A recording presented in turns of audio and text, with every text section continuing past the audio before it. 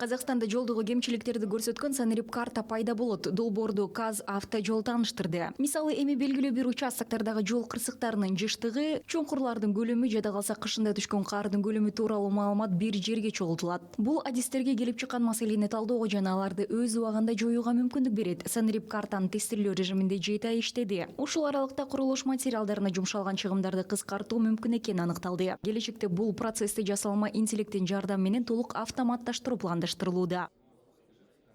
Ранее люди выезжали. Мурда өлчөө иштерин жүргүзүү үчүн атайын комиссия түзүлчү. Адам чуңкурлардын көлөмүн так өлчөй албашы мүмкүн. Максат адам факторун алып салуу. Экинчиден, кемчиликтердин так көлөмүн аныктоо. Эгер мурда мисалы материалдардын чыгымы 1000 чарчы метрге керек болсо, азыр сандык картанын жардамы менен так чыгым 800 чарчы метрге керек болушу мүмкүн. Ошентип чыгымдарды азайтып, ыкчам чараларды көрөбүз жана ошол кемчиликтерди дыкат жоюу мүмкүнчүлүгү болот. Ликвидация этих дефектов.